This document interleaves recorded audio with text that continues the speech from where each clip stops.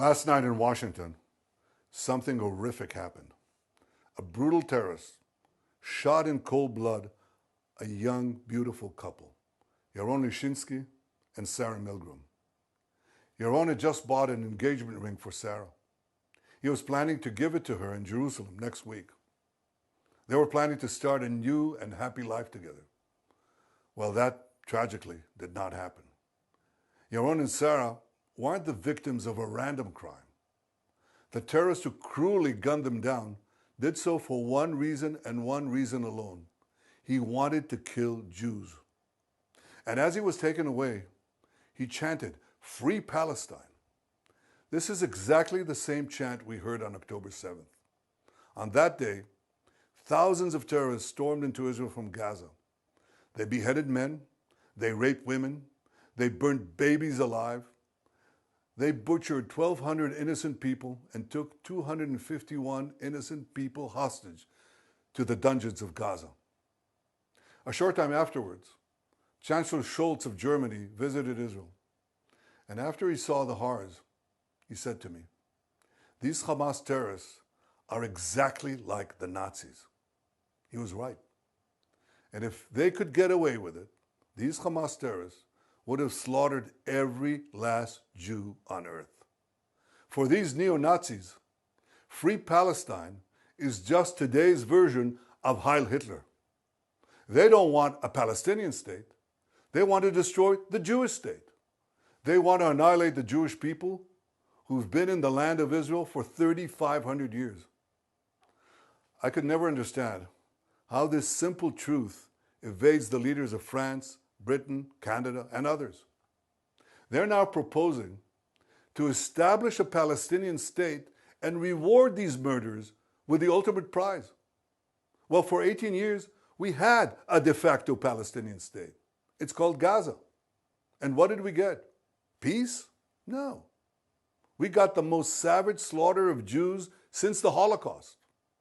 You won't be surprised to learn that Hamas thanked President Macron and Prime Minister Starmer and Carney for demanding that Israel end its war in Gaza immediately. Hamas was right to thank them, because by issuing their demand, replete with a threat of sanctions against Israel, not Hamas, these three leaders effectively said they want Hamas to remain in power. They want Israel to stand down and accept that Hamas's army of mass murderers will survive, rebuild, and repeat the October 7th massacre again and again and again, because that's what Hamas has vowed to do. I say to President Macron, Prime Minister Carney, and Prime Minister Starmer, when mass murderers, rapists, baby killers, and kidnappers thank you, you're on the wrong side of justice. You're on the wrong side of humanity. And you're on the wrong side of history. Now, these leaders may think that they're advancing peace. They're not. They're emboldening Hamas to continue fighting forever. And they give them hope to establish a second Palestinian state, from which Hamas will again seek to destroy the Jewish state. And mind you, it's not going to be a state free of Hamas. When you establish a Palestinian state, we've seen it. The radicals take over. Iran sends them in and they take over. So don't give us this talk. It'll be a peaceful Palestinian state. It won't be. But the hypocrisy doesn't stop there. These and other leaders have bought into Hamas's propaganda that says Israel is starving Palestinian children. And not only is Hamas putting out this lie, a few days ago, a top UN official said that 14,000 Palestinian babies would die in 48 hours. You see, many international institutions are complicit in spreading this lie. The press repeats it, the mob believed it, and a young couple is then brutally gunned down in Washington. So here are the facts. Since October 7th, Israel has sent 92,000 aid trucks into Gaza. That's right, 92,000 aid trucks. That includes 1.8 million tons of aid. 1.8 million tons of aid. More than enough food to feed everyone in Gaza. Yet as we had let the aid come in, Hamas stole it. They took a huge chunk for themselves. The rest they sold at exorbitant prices to the Palestinian population. And then they used the money they stole to recruit new terrorists to continue their war against Israel. Our goal from the start was to get food to Palestinian civilians, not to Palestinian terrorists. So we consulted with our American allies. What do we do to prevent Hamas from looting the aid? Well, together we devised a mechanism to achieve this goal. American companies will distribute the food directly to Palestinian families. They'll do so in safe zone secured by our military. And this will allow us to complete our goal of destroying Hamas while enabling aid to reach the civilian population. We'll complete the construction of the first distribution zones in the coming days. Ultimately, we intend to have large safe zones in the south of Gaza, and the Palestinian population will move there for their own safety while we conduct combat in other zones and receive humanitarian aid there without Hamas interference. In the meantime, we authorized letting trucks enter Gaza to provide for immediate needs. Yesterday, I think more than 100 trucks went in. More will come in today.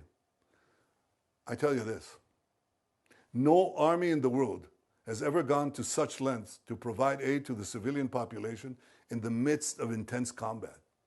And Hamas, of course, opposes this. It shoots Palestinian civilians who want to leave for safe zones, and it shoots Palestinian civilians who want to prevent Hamas terrorists from looting the aid trucks intended for them. As for the hostages, we'll do every effort to secure them. I'm ready for a temporary ceasefire to get more out, but we demand, and you should demand, that all of our hostages be released, and released immediately. And so should every civilized country demand this. We're in an intense seven-front war that was launched against us by Iran and its proxies. Sometimes in war, accidents happen. One such incident happened the other day in Jenin, and thankfully no one was hurt. Our military has expressed its regret over the event because we don't target civilians or diplomats. We target terrorists. Exactly the opposite of Hamas. They target civilians, ours, and they hide behind civilians, theirs. They use them as human shields. That's a double war crime. But I don't hear that coming from any one of those countries that criticize Israel. For those who say that Israel stands alone, I say we're not alone. Justice stands with us. The truth stands with us. History stands with us. And so do countless people around the world who can tell the difference between right and wrong, between good and evil. I want to thank all of them. And I especially want to thank President Trump and the American people for their forthright stand with Israel and with the Jewish people. Together we stand, together we'll triumph, and we'll see the victory of civilization over barbarism.